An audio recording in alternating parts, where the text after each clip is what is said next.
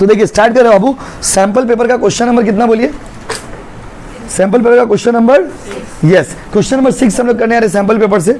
निकालिए ratio. Question में देखिए क्या क्या दिया हुआ है। From the following information relating to Moon Limited, oh my god, from the following information relating to क्या बाबू? Moon limited.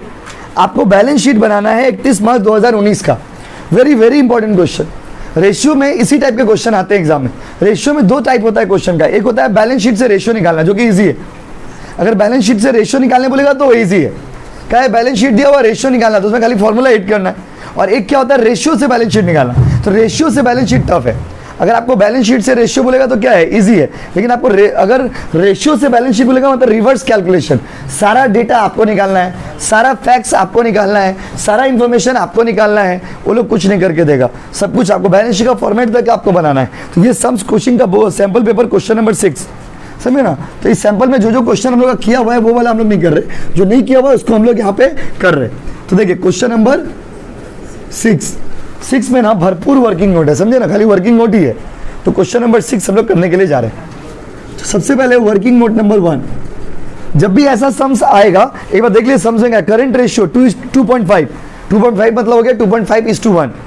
लिक्विड रेशियो 1.5 का मतलब हो गया 1.5:1। नेट वर्किंग कैपिटल, इसका मतलब हो गया वर्किंग कैपिटल दिया हुआ है। Cost of sales by closing inventory 8 times. GP ratio 20%। Average debt collection 1.5 महीना। Fix asset, share holder net worth 0.75।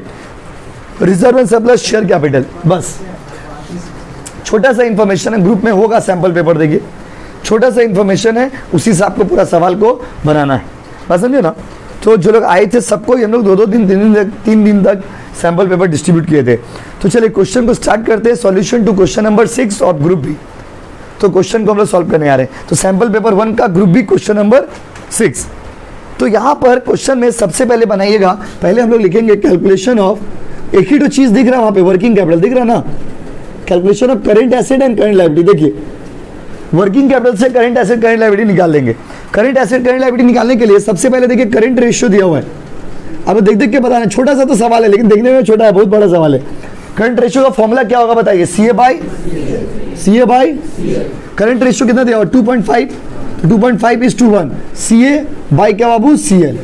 तो सी ए क्रॉस कर दिए इक्वल टू 2.5 सी एल। कोई दिक्कत है? सी ए इक्वल टू 2.5 क्या हो गया बाबू? C L. कोई दिक्कत है बोलिए? अच्छा, अब यहाँ पर वर्किंग कैपिटल क्वेश्चन में दिया हुआ है सी ए माइनस सी एल। याद आ रहा वर्किंग कैपिटल का फॉर्मूला? अच्छा, वर्किंग कैपिटल में सी ए तो दिया हुआ है 2.5 सी एल, ये वाला लिख सकते हैं ना? हाँ कि नहीं, खाली आप बोल दो बस, हाँ कि नहीं, लिख सकते हैं ना? तो अगर अच्छा वर्किंग कैपिटल दिया हुआ 3 लाख, हाँ कि नहीं? हाँ कि नहीं? तो 2.5 सी एल में सी एल जाएगा तो कितना होगा? 1.5 सी एल। फिर अगर सी एल निकालना होगा 3 लाख डिवाइडेड बाई 1.5, 2 लाख। कोई दिक्कत है बोलिए? करंट एसेट हो गया। क्या हो गया बाबू? Current asset. अब अगर करंट एसेट निकाल लिए तो हम लोग क्या निकाल लेंगे? Current liability.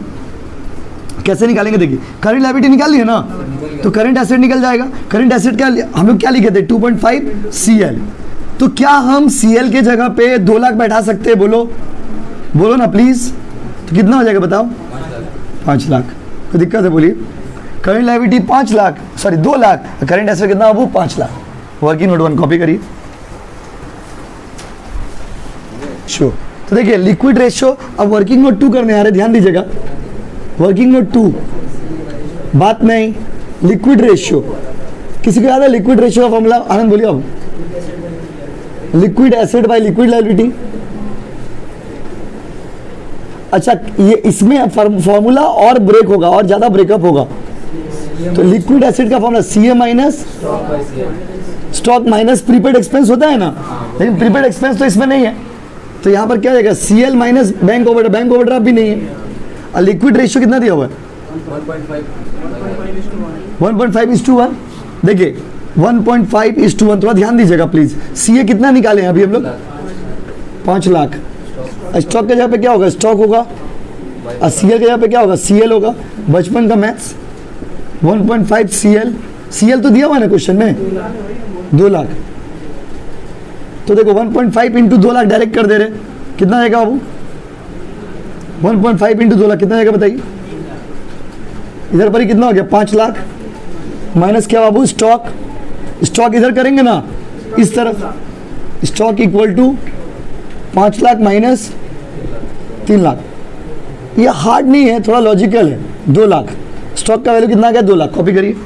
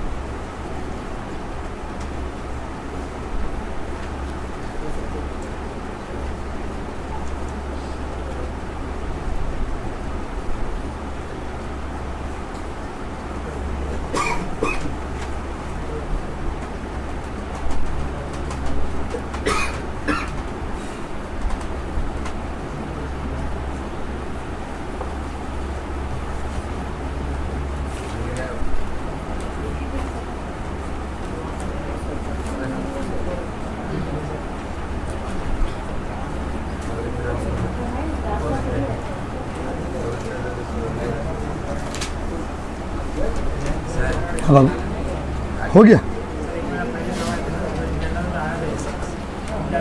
आप लोग इंटरनल सेम समझता, पूरा सेम था, नंबर सब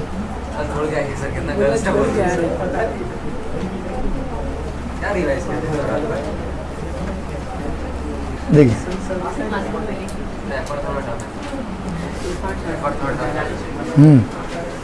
देखिए अपना अपना तरीका है, अपना अपना इंटरेस्ट लेवल होता है आदमी का। देखिए किसी को एफएम हार्ड लगता है, किसी को एफएम इजी लगता है। देखिए आइए आगे बढ़ते हैं। तो अब वर्किंग नोट बहुत ज़्यादा है, क्योंकि देख मेन क्या है, इसमें बैलेंस शीट भी आपको बनाना है, वर्किंग नोट भी आपको बनाना है। तो जो सम्स होते हैं, देखिए हम लोग कोशिश करें कि एग्जाम तक लगातार क्लास कर करके लगातार जितना हो सके प्रैक्टिस करें। अब अगर आप लोग में किसी को लगे कि नहीं मेरा प्रिपरेशन कंप्लीट है, तो आप नहीं भी आ सकते हो, ऐसा कोई चाप नहीं कि आपको आना ही पड़ेगा, ऐसा कंपलसरी कोई रूल नहीं। बस हम एक बात बता रहे, देखिए ऐसा कोई बात नहीं, क्योंकि हम यहाँ पे मेरा तो ऑलरेडी टाइम ब्लॉक किया हुआ है। जैसे हम लोग तो चाहते थे कि आप लोग का सेमेस्टर खत्म हो जाए, कि मेरा बाकी सारा क्लास पेंडिंग पड़ा हुआ है, जो से नया 11 है, नया सेमेस्टर है, वो सब होल्ड पे रखा हुआ है, क्योंकि जब तक आप लोग का सेमेस्टर जाएगा नहीं तो मैं टाइम फ्री नहीं होगा। बस समझे। तो आप लोग में अगर कोई बच्चा चाहते हैं कि नहीं मेरा हमको लग रहा है कि मेरा पढ़ाई हो गया, तो आप चाहो तो अपने से घर में बैठ के भी प्रैक्टिस कर सकते हो, कोई प्रॉब्लम नहीं उसके लिए।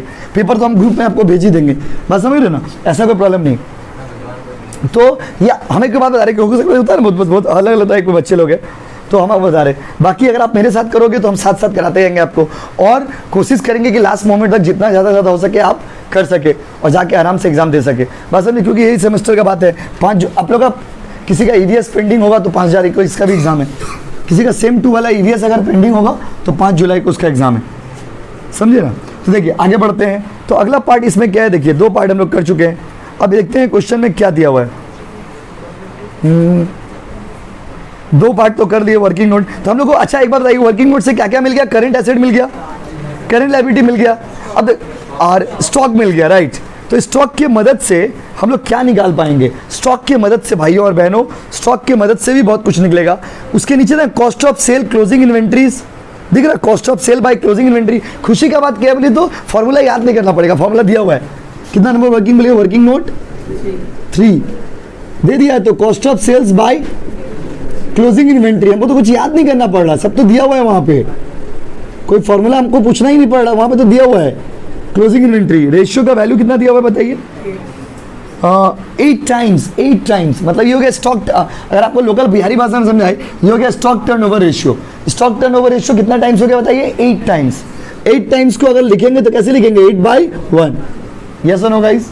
अब यहाँ पर क्वेश्चन में देखिए ना कितना कितना दिया हुआ है, तो कॉस्ट ऑफ सेल तो आपको पता नहीं है, कॉस्ट ऑफ सेल आपको पता है नहीं पता है, लेकिन आपको क्लोजिंग इन्वेंट्री पता है। इन्वेंट्री निकाले ना अभी स्टॉक 2 लाख रुपया, तो सर वो क्लोजिंग क्या है आप कैसे समझ रहे हो? ना ओपनिंग दिया हुआ है ना कुछ डेटा है, इसका मतलब उसको हम लोग क्या अज्यूम कर ले रहे हैं? क्लोजिंग। कितना लाख बोलिए? 2 लाख। 8/1 बचपन का मैथ्स भूल ना जाना रे। Cost of sales equal to कितना होगा बताइए? 16 लाख। कॉपी करिए, कॉस्ट ऑफ सेल्स निकाल दिए 16 लाख, छापिए कॉस्ट ऑफ सेल्स छापिए।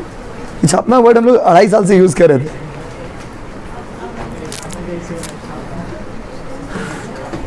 थ्योरी भी याद करके जाइए बैकअप में। एफएम वाला किए याद, इतने दिन से बोले बुक तो आप इतने दिन से बोले थे बुक में भेजिए फेंक दिए, याद नहीं कर रहे। एफआर का भेजिए, एफआर का दे रही दिए उसको एडिट करने के लिए। एफआर में क्या, एक तो फंड फ्लो करके जाएंगे, अच्छे से होल्डिंग करके जाएंगे, हो गया। कैश फ्लो कर लेंगे रिवीजन, हाँ अभी क्या करेंगे? फंड फ्लो करके जाएंगे, होल्डिंग करके जाएंगे, कैश फ्लो करके जाएंगे, और इधर आपका कंपैरेटिव वाला तो पहला हो गया। जैसे आप बनाए, जैसे मान लीजिए बना रहे तो एक दो अगर by the way adjustment exam में आप गलती भी करें ऑन द स्पॉट, तो जितना आप सही किए उसका तो मार्क्स तो आपको मिलेगा। ये चीज़ फोकस करना है, समझे? पेपर टारगेट, पहला टारगेट बना कि पूरा पेपर अटेम्प्ट करके आना है, बस यही टारगेट हो गया। ऑटोमेटिक देखिए 50-60 उठ गया, देखिए। और मार्किंग भी बहुत लिबरल मार्किंग है, जैसे एचएस में हुआ है, देखिए ना, बहुत सॉफ्ट मार्किंग हुआ है लोगों। हाँ, जो थोड़ा भी ठीक ठाक लिख के आया था लोगों को मार्क्स मिला अच्छा।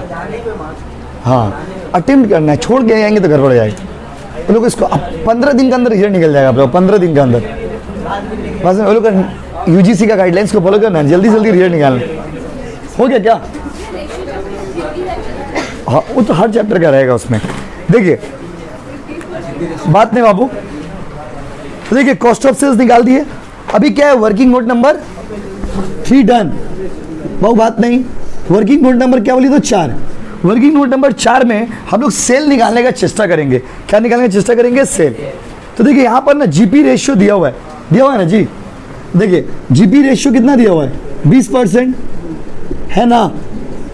अच्छा, आपको याद है? देखो प्रॉफिट कैसे आता है पता है? प्रॉफिट कैसे आता है? देखिए प्रॉफिट का फॉर्मूला होता है sales minus cost of goods sold.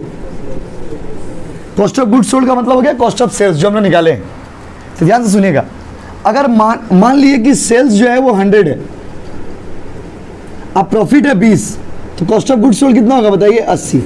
Yes और नो? इसको 2 मिनट के लिए आप भूल जाइए। सेल्स मान लीजिए 100 है, 100 में से प्रॉफिट दिया हुआ है 20, तो कॉस्ट ऑफ गुड्स सोल्ड कितना होगा? 80। यस और नो? तो 80% का वैल्यू पता है तो 100% का वैल्यू नहीं निकल जाएगा। अगर मान लीजिए कॉस्ट ऑफ सेल्स अभी निकाले हो ना, ऊपर में कितना निकालो बोलो? 16 लाख निकाले हो। और कॉस्ट देखो, प्रॉफिट बोला है 20% है, तो आप खुद सोचिए ना, अगर मान लीजिए सेल्स, इधर देखिए सेल्स है 100, प्रॉफिट है 20, तो कॉस्ट कितना होगा बोलिए? 80। हाँ कि नहीं? तो ये कॉस्ट ऑफ सेल कितना % के बराबर है? 80% के बराबर है। 80% डायरेक्ट आ जाएगा। 16 लाख डिवाइडेड बाई 80% करेंगे, आंसर आएगा। करीब 20 लाख आएगा। देखिए कितना लगाएगा? 20 लाख आएगा। देखिए करके, होपफुली 20 ही लगाना चाहिए।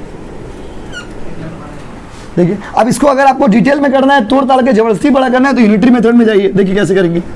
अगर 80% का वैल्यू है 16 लाख, ध्यान दीजिएगा, तो 1% का वैल्यू कितना होगा? 16 लाख डिवाइडेड बाई 80। इसीलिए 100 का वैल्यू कितना होगा? 16 लाख डिवाइडेड बाई 80 इंटू 100, फिर तो उतना ही आए। ऐसा नो? तो उतना क्यों कर देंगे हिंदी में? तो आप खुद सोचो ना, अगर 80% का वैल्यू है, जैसे आपको 80 मार्क्स का 100 मार्क्स का एग्जाम हुआ, आपको मान लीजिए 80 मार्क्स मिला। 80 मार्क्स मतलब कितना % मिला? 80 मार्क्स मिला मतलब 80% मिला। तो एग्जाम पेपर था कितना का? 100। अगर वो निकालना होगा तो कैसे निकालेंगे? 16 लाख इज इक्विवेलेंट टू कितना %? 80%। तो 100% का वैल्यू कितना होगा? डायरेक्ट 80% लिख दीजिएगा, कैलकुलेटर मारिएगा, 20 लाख आ जाएगा। नहीं तो फिर आप बिहारी कैलकुलेशन करिए, 16 lakh by 80 into 100। 16 lakh by 80 into क्या बाबू? 100। जो आपको कंफर्टेबल लगे, हम दोनों समझा दिए आपको। उतारिए, हो गया 20 लाख सेल्स आ गए। हो गया। तो वर्किंग नोट 4 है ना? 4।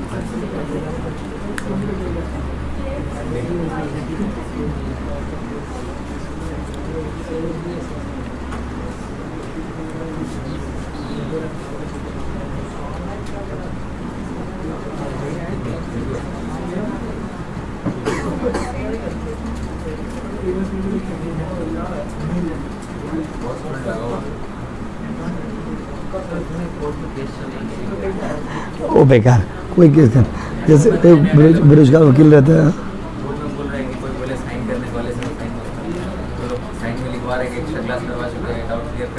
ऐसा नहीं, यूनिवर्सिटी कभी ऐसा नहीं करेगा, ये सब फालतू का र्यूमर से, समझे ना, यूनिवर्सिटी इतना नहीं खराब नहीं करेगा।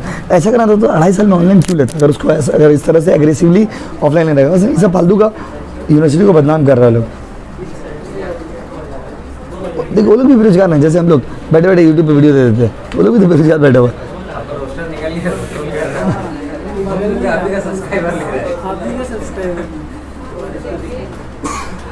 हो गया क्या?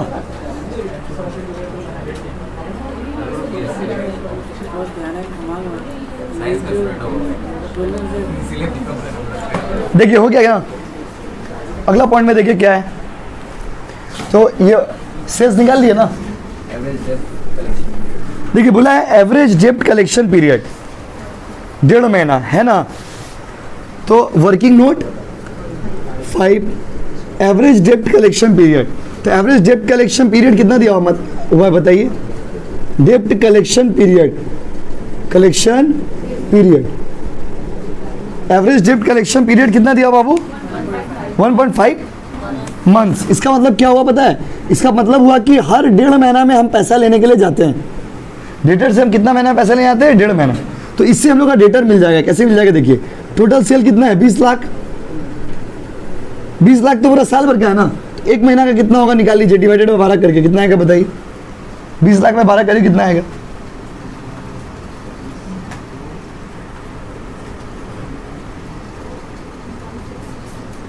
वन 666 है ना, इंटू 1.5 करिए,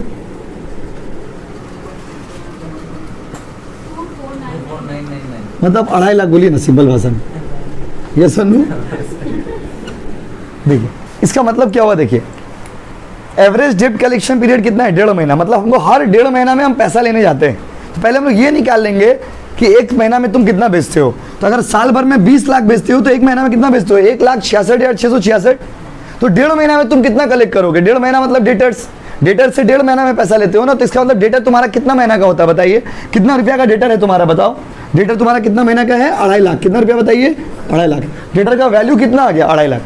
अब सोचो ये क्यों 12 से क्यों डिवाइड किए, पर मंथ निकाल लिए कि अगर साल भर में 20 लाख बेचे तो एक महीना में कितना बेचे? 1,66,666। ये जो रेशियो है ना, ये बहुत बहुत इंपॉर्टेंट क्वेश्चन है एग्जाम के लिए। अब अगर मान लीजिए आपका लक ऐसा रहा तो जनरली ऑनर्स में से किसी न किसी ने क्वेश्चन हिट कर जाएगा इस टाइप का क्वेश्चन, लाइक नंबर वंबर सेम रहा, एक दो चीज चेंज रहा। तो अगर ऐसा क्वेश्चन हिट कर गया तो अगर लॉटरी है, क्योंकि किया हुआ, इसीलिए किया हुआ सम्स को घर में आके खुद से रिवाइज किया करिएगा। बात समझ रहे ना? क्योंकि ये सब क्वेश्चन में क्या है, सारा केसेस कवर्ड है। तो अगर बैलेंस शीट बनाने दिया तो इसी टाइप का क्वेश्चन देगा, एक दो डेटा चेंज रहेगा, तो उससे आप बना पाइएगा, हेल्प होगा आपको। तो 1,66,666 इंटू 1.5 क्यों? क्योंकि कलेक्शन कितना महीना में करते बोलिए? 1.5 महीना में। तो इसका मतलब मेरा डेटर कितना है बताइए? 2.5 लाख का। कितना लाख का जी? 2.5 लाख का। उतारिए,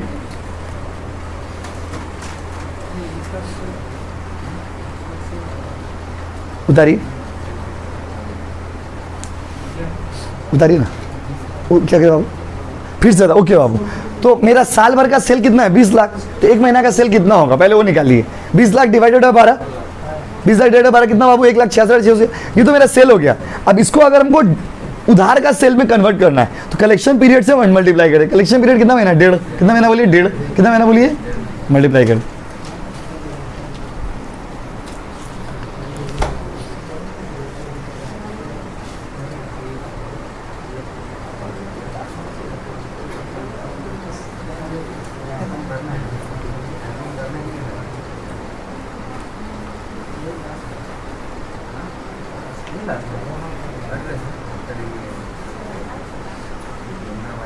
हाँ पढ़ लीजिए।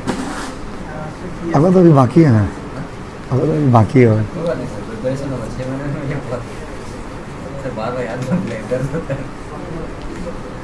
बाकी के ऐसा हार्ड सेमेस्टर बाकी 5 हो गया क्या? अगला रेशियो देखिए कौन सा दिया हुआ है? हाँ, fix asset by share holders fund. देखिए हो गया ना, उतार लिए थे शायद आप लोग। तो वर्किंग नोट नंबर 6, खाली वर्किंग नोट ही तो है। तो देखिए वर्किंग नोट नंबर 6 में क्या देखिए, fix asset divided by share holders fund. बात नहीं बाबू, fix asset divided by share holders fund, ध्यान दीजिएगा। Fix asset by share holder fund कितना कितना दिया हुआ बताइए तो? 1:1। Fix asset by share holders fund कितना दिया हुआ बताइए? 0.75:1। तो यहां पर क्वेश्चन में देखिए क्या क्या दिया हुआ है। क्वेश्चन में आपका बोला है fix asset by share holders fund is given. Share holders fund में निकालने का दो अप्रोच होता है, एक होता है एसेट अप्रोच, एक होता है लायबिलिटी अप्रोच। एसेट अप्रोच में निकालेंगे तो fix asset plus working capital, और लायबिलिटी अप्रोच में निकालेंगे तो equity share capital plus reserve and surplus and all, बहुत सारा आइटम जोड़ते हैं। तो बोला है शेयर होल्डर्स फंड, देखिए कैसे लिखेंगे, देखिए ना, देखते जाइए आप। Fix asset divided by share holders fund को ब्रेकअप कर दिए, fix asset plus working capital, कोई दिक्कत? 0.75:1। अब आप बताइए इसका मतलब शेयर होल्डर्स फंड में दो चीज है। तो यहां पर क्या बोला है कि जितना आपका शेयर होल्डर फंड होगा ना, उसका 0.75 क्या होगा? Fix asset. तो जितना आपका शेयर होल्डर फंड आएगा उसका 0.75 क्या होगा? बोलिए फिक्स एसेट। तो फिक्स एसेट में यहां से हम लोग क्या निकाल पाएंगे? देखिए वर्किंग कैपिटल का वैल्यू दिया हुआ है ना क्वेश्चन में, थोड़ा ध्यान दीजिए, थोड़ा टेक्निक है यहाँ पे। वर्किंग कैपिटल का वैल्यू दिया हुआ है ना बाबू, कितना दिया हुआ? 3 लाख, कोई दिक्कत? 3 लाख दिया ना वर्किंग कैपिटल, देखिए देख लीजिए, नेट वर्किंग कैपिटल 3 लाख दिया हुआ है। इधर थोड़ा देखिए, थोड़ा इंटरेस्टिंग है। आप खुद बताइए, fix asset plus working capital equal to share holders fund. अब आप देखिए, अगर बोला है शेयर होल्डर फंड का 0.75 फिक्स एसेट है, तो अगर 0.75 फिक्स एसेट है तो वर्किंग कैपिटल कितना है? 0.25। यस और नो? अगर शेयर होल्डर फंड को आप 1 मानते हो और फिक्स एसेट बोलते हो 0.75, तो वर्किंग कैपिटल कितना के बराबर है बताइए? 0.25। यस और नो? तो देखिए अगर वर्किंग कैपिटल 3 लाख का वैल्यू जो है वो 0.25 के बराबर है, तो फिक्स एसेट मतलब कि 0.75 का वैल्यू कितना होगा? निकल आ जाएगा, करिए कितना होगा? 3 लाख बाई 0.25 इंटू 0.75, 12 लाख शायद, 12 लाख ना, 9 लाख। देखिए 9 लाख आ गया, कोई दिक्कत? तो फिक्स एसेट कितना आ गया बताइए? 9 लाख हो गया आपका फिक्स एसेट। ये थोड़ा ध्यान से सीखिएगा, फिर से बोल रहे हैं। शेयर होल्डर फंड का फिक्स एसेट कितना है? 0.75। तो अगर मान लीजिए यहाँ पे देखिए, अगर शेयर होल्डर फंड 1 है, फिक्स एसेट 0.75 है, तो वर्किंग कैपिटल कितना होगा? 0.25। यस और no? Let the total value of shareholders fund be 1. If the fixed asset is 0.75, the value of working capital is equivalent to कितना? 0.25. तो 0.25 वर्किंग कैपिटल का value तो दिया हुआ है ना, तो 0.25 का वैल्यू कितना लाख है? 3 लाख। तो 0.75 का वैल्यू कितना लाख होगा? 9 लाख। कितना लाख बोलिए? बोलिए ना, बोलिए 9 लाख। अब देखिए फिर से रिवर्स कैलकुलेशन। अब देखिए अगर इधर देखिए ना, मजा आएगा। फिक्स एसेट कितना लाख है? 9 लाख, ठीक है। वर्किंग कैपिटल कितना लाख है? 3 लाख। तो शेयर होल्डर फंड कितना होगा? 12 लाख। इस एक सवाल से दो चीज निकाल लिए, फिक्स एसेट भी निकाल लिए और शेयर होल्डर्स फंड भी निकाल दिए। यस और नो? उतारिए एक बार फिर बता देते हैं। जैसे बने वैसे करिएगा पूरा, कैसे आपको याद रहेगा ना, नहीं तो तोड़ के करना ही पड़ेगा।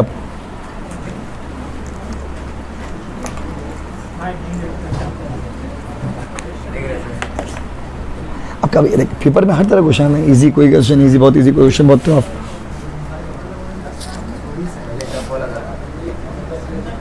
हाँ देखिए टफ क्या रहेगा तो इजी अपने आप हो जाएगा, इजी करके टफ बनाने दिक्कत से आता है। इसी तो फंड फ्लो ये वाला नहीं करा रहे, इसके बाद बड़ा समझेंगे, बड़ा वाला समझेंगे, इसमें सारा केसेस होगा। हाँ एडजस्ट बहुत बड़ा एडजस्टमेंट जिसमें वाला करेंगे तो इजी वाला अपने आप हो जाएगा, कर देगा। एक तो बड़ा केस किए जिसमें सारा केस है, ये तो ये वाला केस तो ऑटोमेटिक कवर हो जाएगा। इधर कैश फ्लो फंड फ्लो बड़ा वाला देंगे अलग से, ये प्रैक्टिस के लिए दिए।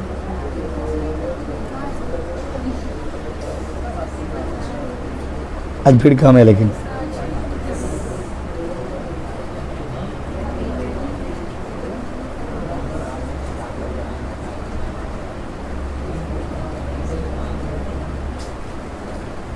टुमारोज रूटीन दे दे, टुमारोज रूटीन।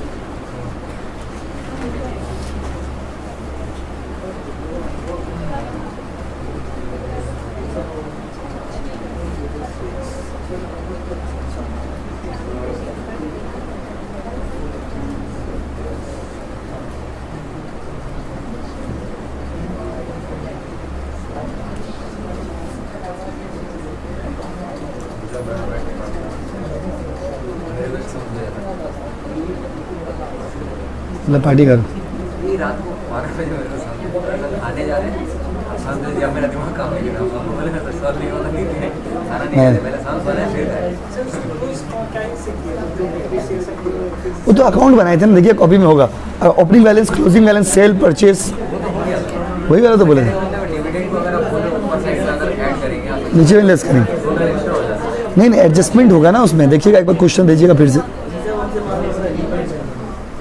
लिवरेज वाला भेज दिए तो तेरी सबको बोला था, प्लान 1 प्लान 2 प्लान 3 वाला ना, भेज दिए वो तो भेज दिए।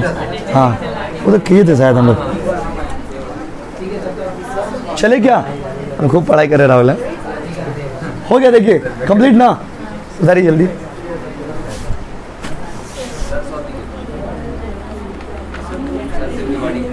अरे वो कल का समझ हाय कौन बोला हाय हाय?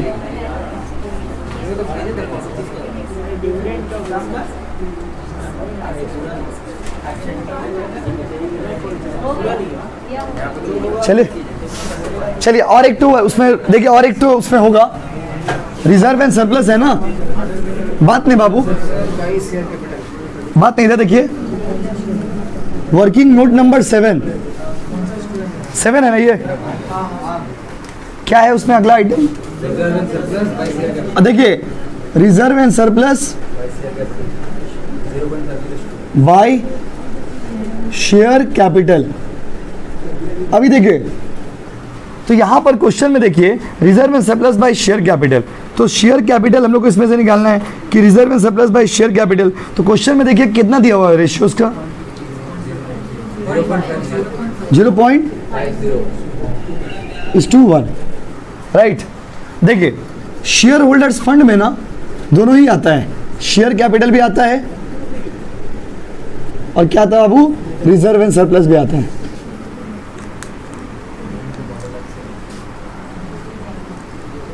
देखिए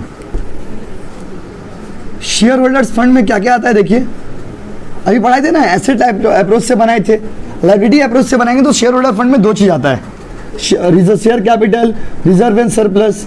तो शेयर कैपिटल इसमें शेयर कैपिटल प्लस क्या बाबू, रिजर्व एंड सरप्लस। तो देखिए शेयर होल्डर फंड कितना निकाले थे, 12 लाख ना, तो ये 12 लाख का ब्रेकअप करना है यहाँ पे। शेयर कैपिटल का अगर शेयर कैपिटल 1 होगा तो रिजर्व एंड सरप्लस कितना होगा बताइए, 0.50। अगर शेयर कैपिटल मेरा 1 होगा तो रिजर्व एंड सरप्लस कितना होगा बताइए, 0.50। तो शेयर उसमें हम लोग क्या शेयर होल्डर फंड निकाले थे ना, शेयर होल्डर फंड कितना निकाले थे बताइए, 12 लाख। अब यहाँ पर देखिए शेयर कैपिटल अगर 1 है तो रिजर्व एंड सरप्लस कितना है, 0.50। तो ये देखिए तो ये 12 लाख दिया हुआ है, कितना रिजर्व सरप्लस का वैल्यू कितना है देखिए तो एक बार क्वेश्चन में, हाँ देखिए 0.50। तो यहाँ पर जो वैल्यू दिया हुआ है 0.50, इसको हम लोग को ब्रेक करना है। तो टोटल शेयर होल्डर फंड क्या है, 12 लाख। 12 लाख में दो चीज़ का पैसा होगा, शेयर का भी पैसा होगा और रिजर्व का भी पैसा होगा। तो शेयर कैपिटल अगर 1 है और रिजर्व एंड सरप्लस 0.50 है, ध्यान देखिए इंटरेस्टिंग है, शेयर कैपिटल कितना है 1, रिजर्व एंड सरप्लस कितना है 0.50। तो इसका मतलब शेयर होल्डर फंड का वैल्यू कितना है 1.5 है ना, 1.5। शेयर होल्डर फंड में क्या क्या आता है बताइए, share capital plus reserve and surplus. तो रेशियो को देखिए, अगर शेयर कैपिटल 1 है, रिजर्व एंड सरप्लस 0.5 है, तो शेयर होल्डर फंड का जो वैल्यू है 12 लाख, उसको अगर रेशियो में कन्वर्ट करेंगे तो कितना के बराबर है 1.5, यस और नो। देखिए इंटरेस्टिंग, फिर यहाँ पे भी वही यूनिटरी मेथड, अगर 12 लाख का वैल्यू जो है वो 1.5 के बराबर है तो रिजर्व एंड सरप्लस का वैल्यू कितना होगा। रिजर्व एंड सरप्लस निकाल दीजिए, कुछ भी एक तो निकाल दीजिए, आ जाएगा। रिजर्व सरप्लस निकालते हैं 0.5, तो कितना आएगा बताइए। 12 लाख बाई 1.5 लाख, 1.5 इंटू 0.5 कितना आ रहा है बताइए। 4 लाख कॉम बन गया। अब कॉमन सेंस, अगर 4 लाख आपका रिजर्व एंड सरप्लस है तो शेयर का वैल्यू कितना होगा बताइए 8 लाख। मतलब इसको ब्रेक कर दिए, क्योंकि बैलेंस शीट जब बनाएंगे तो दोनों चीज दरकार पड़ेगा ना। अगर बैलेंस शीट को बनाएंगे तो दोनों चीज का दरकार पड़ेगा। देखिए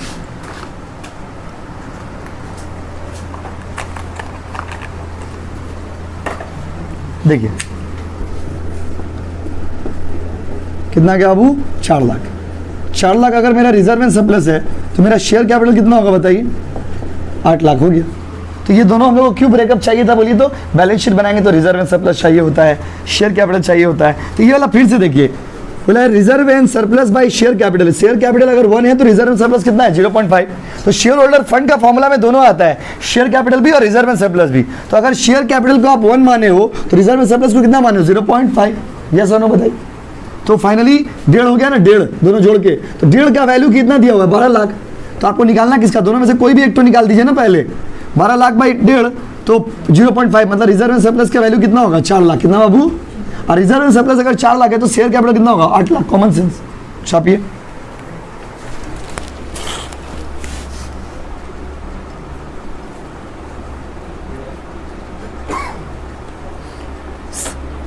एक्चुअली सेम 2 का तो 4 बजे ही बैच है, वो बैच तो चेंज नहीं हो सकता।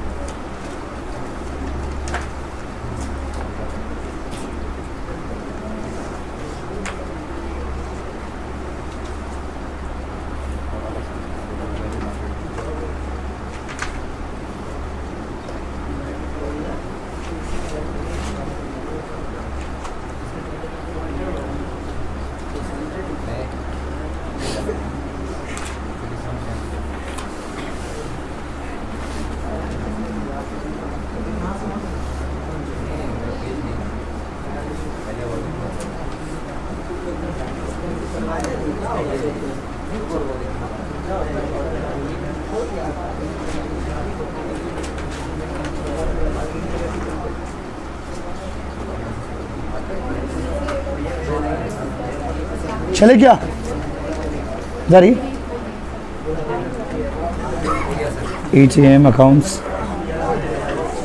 Evening 6 PM accounts. अब इसका बैलेंस शीट बनेगा।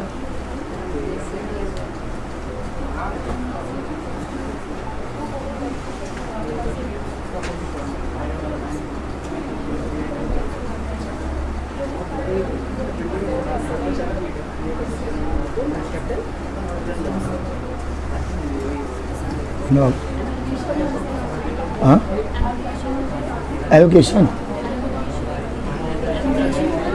एलोकेशन, एलोकेशन मतलब बांटना।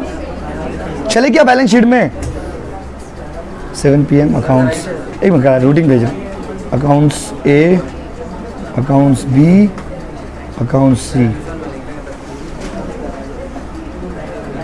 चलिए ABC, ठीक है।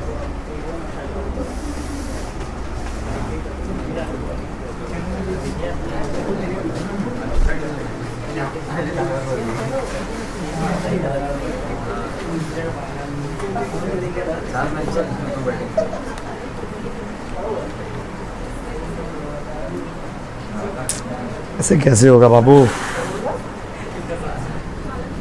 रीडिंग के लिए कंप्यूटर क्लास कर रहा है, स्विमिंग क्लास कर रहा है, तो कोचिंग क्लास कब करेगा? देखिए इधर बैलेंस शीट बनाएंगे, देखिएगा प्लीज। तो बैलेंस शीट बनाएंगे, देखिएगा प्लीज।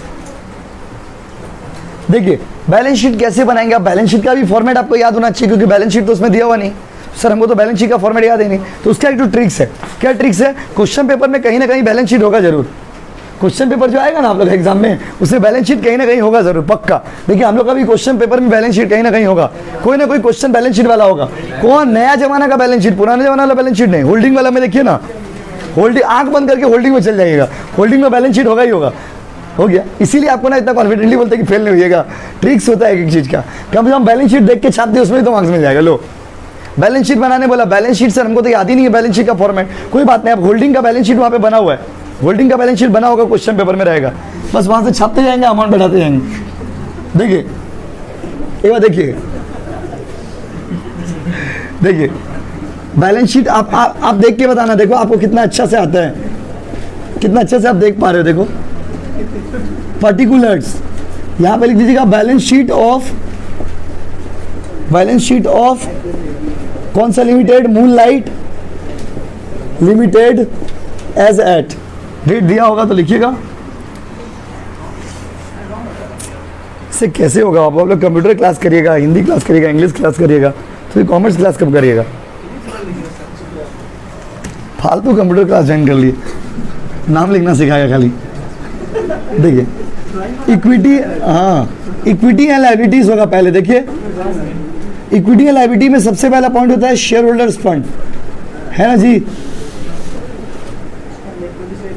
शेयर होल्डर्स फंड, इसके अंदर भी दो पार्ट होगा, शेयर कैपिटल, बहुत बात नहीं, reserve and surplus. Share capital कितना निकाले थे अभी? 8 लाख, 8 की 9, और रिजर्व एंड सरप्लस। दूसरा आइटम होगा बैलेंस शीट में, देखिए पेंडिंग मनी एप्लीकेशन और अलॉटमेंट, है ना?